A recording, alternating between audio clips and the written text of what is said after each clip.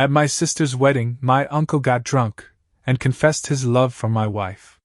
So this happened a few months ago, and honestly, I still feel like I'm living in some messed up soap opera. I'm Ethan, 35. My wife, Madison, 33, and I have been married for 7 years. We've got no kids, but we always talked about it. Someday soon. Madison is the type who thrives on attention. She loves being the center of the room, always posting on Instagram, always soaking up compliments. Me? I'm quieter, more low-key. I run a construction business with my brothers, Nick and Aaron. Family's always been huge to me. That's why this whole thing has gutted me. Because family was at the center of it. The first real crack in the glass came at my younger sister Chloe's wedding. Everything was perfect: music, food, everyone buzzing with energy. Then, after a few too many whiskeys, my Uncle Greg, my mom's younger brother, 49M, decided to steal the spotlight. He got up during the reception, dragged Madison onto the dance floor, and started twirling her around like some kind of ballroom competition. At first everyone laughed. Drunk uncle doing his thing, right? But then he dropped to his knees in the middle of the dance floor. And he said loud enough for everyone to hear, "Ethan, you've got to let her go. I've loved Madison for years. Please, let her be with me." The whole room went dead silent. Guests gasped. Chloe's face went pale on her wedding day. My dad stormed over, pulled Greg off the floor, while Madison just stood there frozen. Not laughing. Not shocked. Just red-faced like she'd been caught. Greg was escorted out, mumbling, "I mean it, I love her," the whole way. The next morning, he apologized, said he blacked out, didn't remember a thing, and begged me to forgive him. Madison laughed it off too, saying it was just drunk Greg being an idiot. Everyone wanted me to shrug it off. But I couldn't. Because I saw the way she looked that night, guilty. And that's when the pit in my stomach started. For a couple weeks after the wedding, I tried to convince myself it was just a drunk uncle making a fool of himself. But the more I replayed that moment in my head, the more it ate at me. The way Greg said it. "I've loved her for years." It wasn't just slurred bar talk. It was too raw, too rehearsed. And Madison's reaction? She didn't laugh, didn't shove him off. She just stood there, face red, eyes darting like a guilty kid caught shoplifting. After that, little things started popping up. Madison started locking her phone. She'd step out onto the porch to take a call from work. She suddenly started going out for girls' nights. Twice a week, something she never did before. Then one night, I stayed late at the shop with my brothers and came home around 11. Madison wasn't there. No note, no text. Around midnight, I hear the front door creak.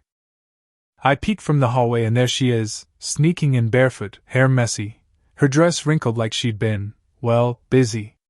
She didn't see me at first. She leaned against the door, smiled at her phone, and typed, "I can still taste you." My heart sank. I froze. My stomach turned.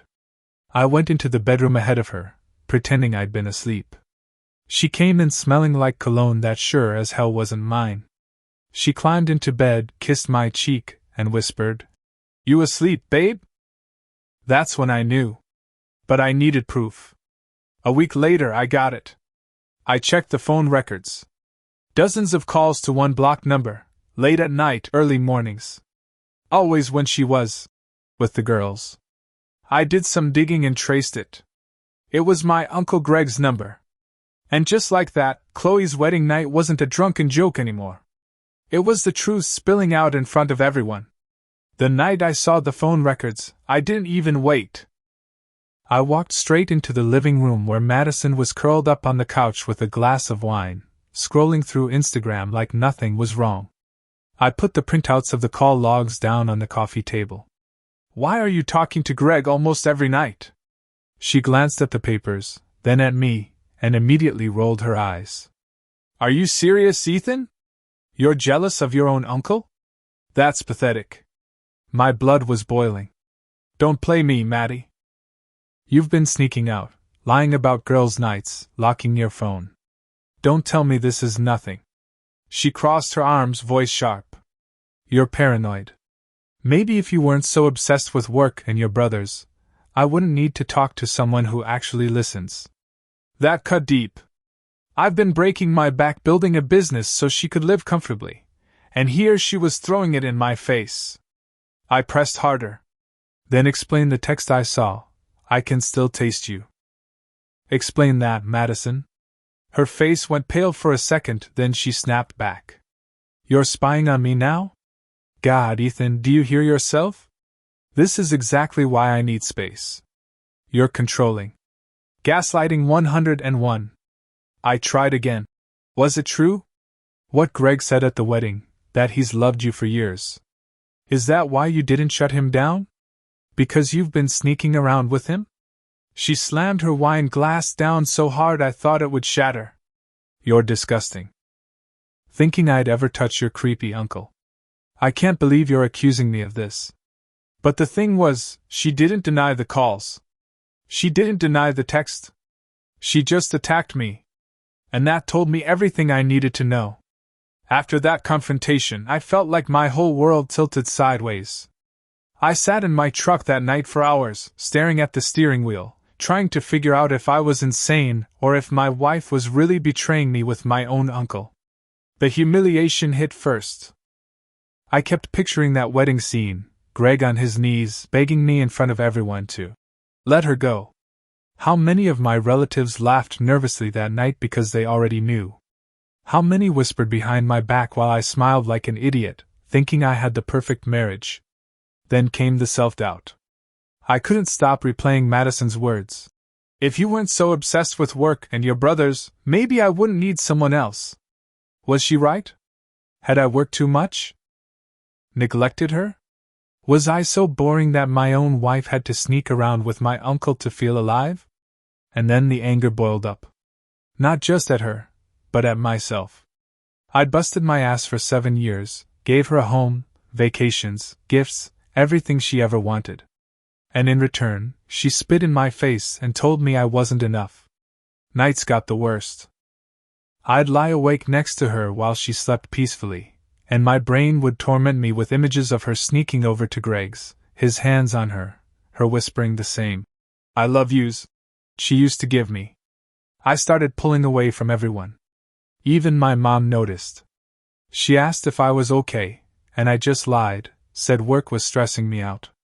How could I tell her that her brother might be screwing her daughter-in-law? I felt like less of a man.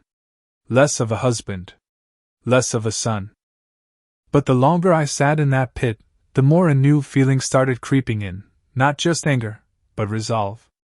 If they wanted to treat me like a fool, I was going to show them just how dangerous a fool could be. One night I hit rock bottom. I was in the garage with a beer, staring at the toolbox my dad gave me when I was 16, and I thought, I can't live like this anymore. I had two choices: keep being Madison's doormat while she played house with Greg, or take control back. And in that moment, something inside me flipped. I decided, no yelling, no scenes, no smashing things. That's what she'd expect. That's the story she'd spin. Ethan's unstable, Ethan lost it. No, I was going to play this smart, cold, calculated. Step 1, I called my brother Nick, the level-headed one. I told him everything. At first he thought I was joking, then when he realized I wasn't, he went silent. Finally he said, "Collect evidence. Don't give her room to spin this. Then burn them both." Step 2, I started quietly pulling financial strings. Opened my own bank account. Removed Madison as an authorized user from my credit cards. Checked my credit report. Sure enough, she and Greg had opened a secret store account under both our names. That gave me leverage. Step 3, I became an actor in my own house. I smiled at dinner. Asked her about her day. Pretended to buy her bullshit about girls' nights. Meanwhile, I tracked her location, screenshotted texts, and built a little folder I titled Madison's Truth. And the last step? Revenge. I wasn't just going to confront them. I was going to make sure everyone saw exactly what kind of people they were. My family. Her family. Every person who looked me in the eye and thought I had the perfect wife. They were about to see the truth. Once I put on the mask of forgiving husband, Madison got bold. Almost cocky. She'd come home late and feed me the same recycled lines. Just whine with the girls, babe, you worry too much. Or she'd throw in a little jab. Not my fault you don't have a social life outside your brothers and your tools. The gaslighting was endless. One night I asked her straight, so why do you keep talking to Greg if it's just harmless? Her eyes narrowed. Ethan, you sound unhinged. He's your uncle, for God's sake. He checks in on me because you don't. You're so busy pretending to be Mr. Provider, but you don't see me anymore. That one cut deep, because I knew I worked a lot. But I worked for us. And now she was twisting my effort into an excuse to cheat with my own blood. Then she made her biggest move, she pulled my mom into it. Next Sunday dinner, Madison put on her sweetest smile and told my mom, Ethan's been really distant lately. He's jealous all the time, even of your brother. I don't know what to do. My mom pulled me aside after, eyes watery, saying, Honey, don't let your paranoia ruin your marriage. Greg's always been good to us. Maybe you're just stressed. I wanted to scream. Madison had poisoned the well so perfectly that even my own mother doubted me. But instead I smiled, kissed Mom on the cheek, and said, Don't worry. I've got it under control. Inside, though, I swore to myself, Madison wasn't just going to be exposed. She was going to be exposed in front of the entire family she tried to weaponize against me. Even with the evidence stacking up, I couldn't stop the spiral. At night, lying in the guest room, because I couldn't stomach sharing a bed with her, my brain tortured me with images. Madison sneaking into Greg's house. His hands all over her. Her whispering, I love you, the way she used to with me. And the wedding replayed in my head nonstop. Greg on his knees begging me in front of my whole family to let her go. Everyone laughing nervously, thinking it was just a drunk moment. But I knew now, it wasn't. It was the truth bleeding out because he couldn't keep it inside anymore. The humiliation was crushing. I couldn't look my dad in the eye without wondering if he suspected. Couldn't talk to Chloe, my sister, without hearing the whispers she must have endured after her wedding was overshadowed by that scene. And Madison's words haunted me. Maybe if you actually listened, I wouldn't need someone else. For a while, I believed her. I thought maybe I really was boring. Maybe working late to provide made me blind. Maybe I wasn't enough. I started skipping meals. Lost weight. My brother Aaron noticed and asked if I was sick. I just brushed it off, said I was tired. Truth was, I was broken. But here's the thing, every collapse has a bottom. And once you hit it, you either stay there or you push back up. One night, staring at the ceiling, I thought, if I let this destroy me, they win. Madison gets to play the victim, Greg gets to slither around like nothing happened, and I become the joke. That was the night I stopped crying and started sharpening the knife. It happened on a Wednesday night. Madison said she was staying late at work. Again. I already knew where she really was. Her phone's location history told me. Greg's place.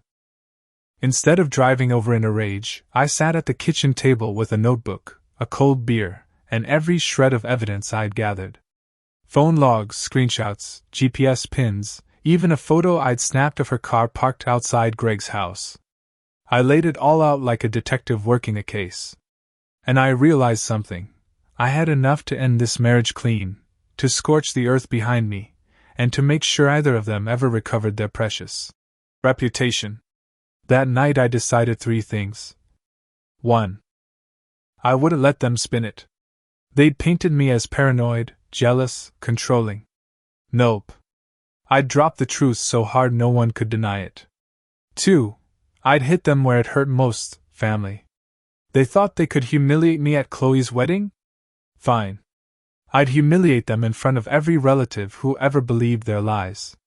3. I'd walk away standing tall. No begging, no bargaining, no half-ass. Second chances? just cold, final exposure. When Madison finally stumbled in around 1 a.m., hair messy, smelling of cologne that wasn't mine, she tried her usual routine, crawled into bed and whispered, "Love you, babe." I just whispered back, "I know." But in my head, I was already planning the day I'd burn their little secret world to ash. The more I thought about it, the clearer it became. If Madison and Greg could humiliate me in front of family at Chloe's wedding, then family would be the stage where I destroyed them. So I waited. Bided my time. Gathered more proof. I wanted airtight evidence, no room for gaslighting. I even borrowed my brother Aaron's dash cam and parked across the street from Greg's house one night. Sure enough, there she was, slipping inside at 10 p.m. and not leaving until nearly 3 a.m. Watching the footage later, I almost laughed. There she was, my faithful wife, sneaking into my uncle's place like a teenager caught in a cliché. The plan came together fast. 1. Set the stage. Family dinner at my parents' house. Everyone would be there: Mom, Dad, my brothers, Chloe and her husband, even Greg, because of course my mom always invited him despite his wedding stunt. 2. Prepare the bomb. I printed copies of the texts, the call logs, the hotel receipts, even stills from the dashcam footage. I organized it in a neat little binder labeled, "For the family." 3. Control the narrative. I practiced my lines in the mirror. No yelling, no tears, just calm. I wasn't going to look like a bitter husband. I was going to look like a man telling the truth. Meanwhile, Madison was acting like she had me wrapped around her finger. She'd kiss my cheek on her way out the door to brunch with the girls, and I'd smile back, knowing damn well she was heading straight to Greg's.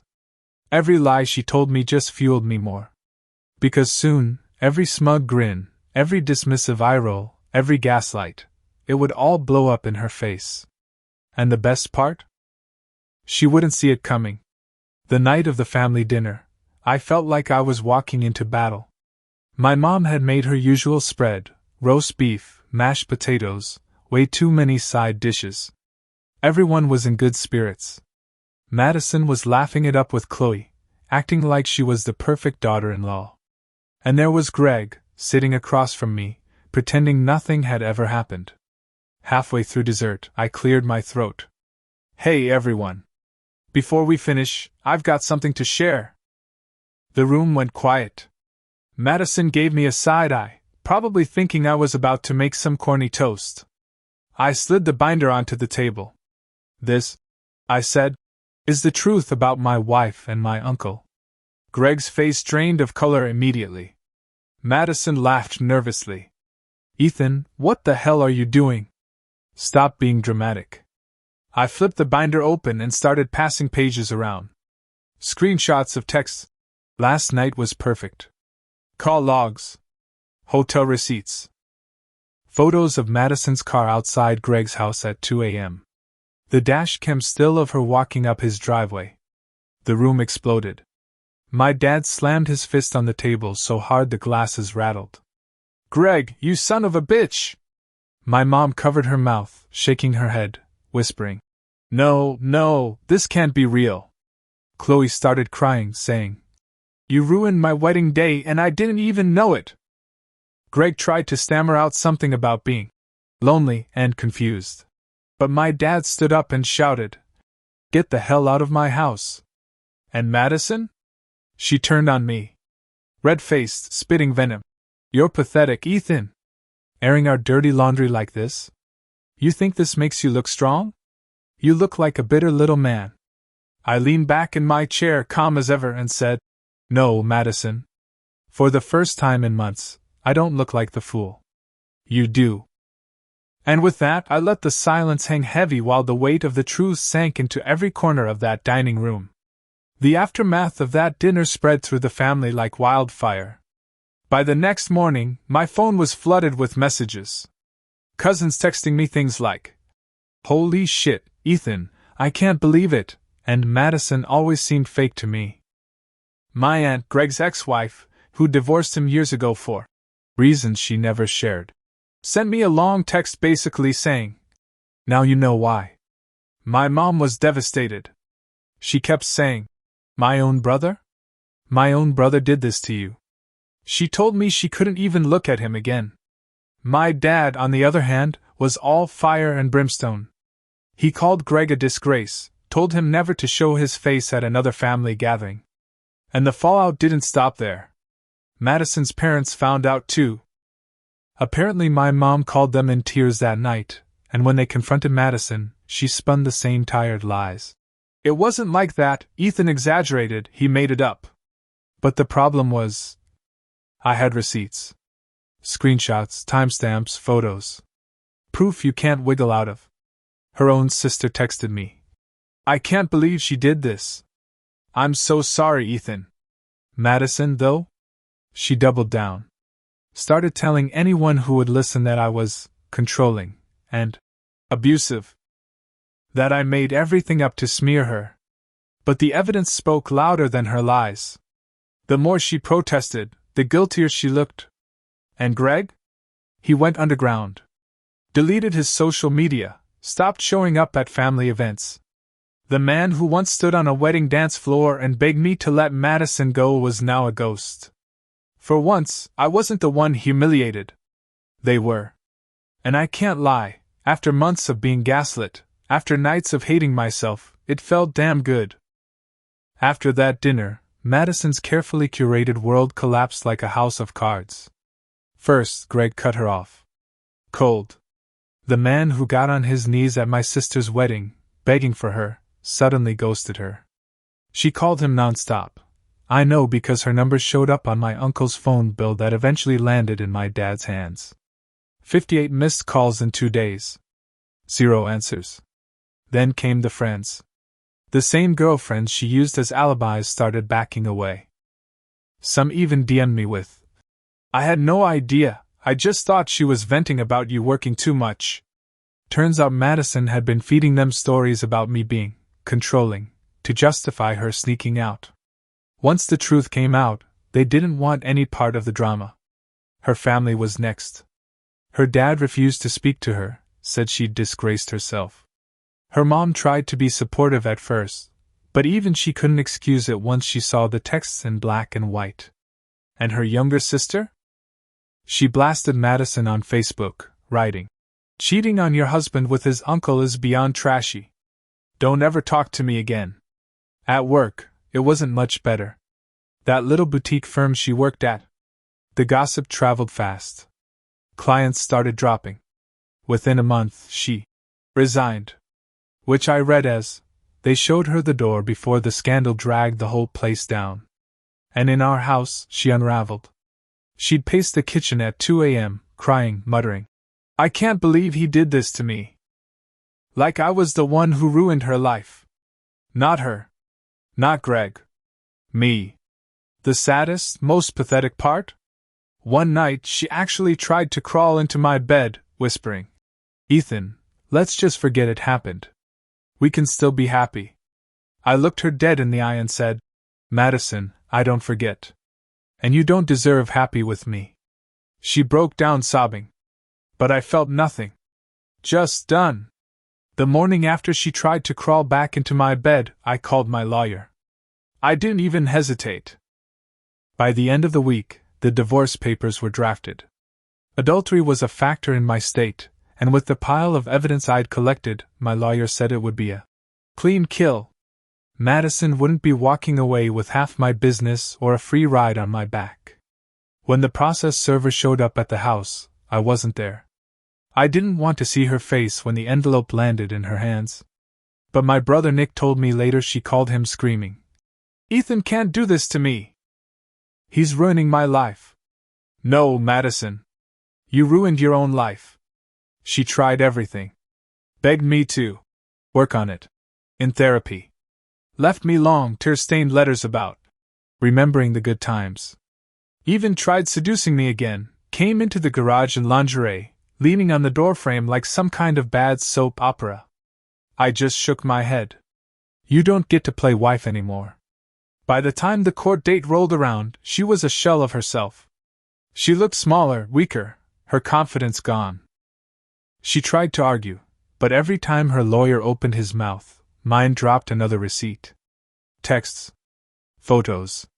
Call logs. Dash cam stills. The judge didn't buy a word of her excuses. Divorce granted. Assets divided fairly, but my business, my house, my life? Untouched. Walking out of that courthouse, papers in hand, I felt lighter than I had in years. For the first time in a long time, Madison wasn't my problem anymore.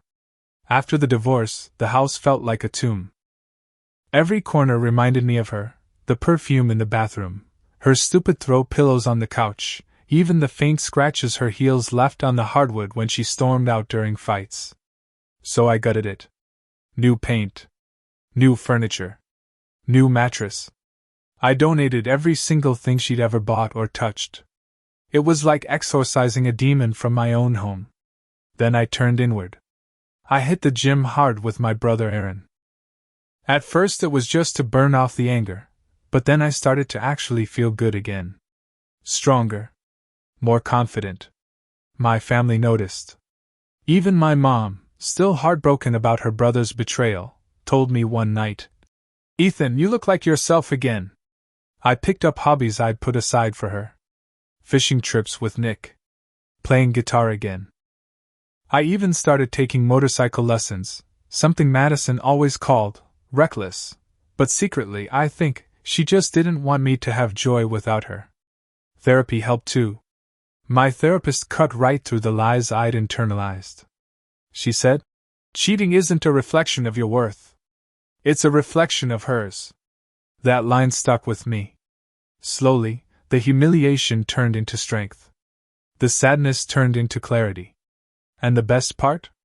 I stopped caring about Madison and Greg. Last I heard, she was crashing in a tiny apartment, jobless, friends gone, family avoiding her.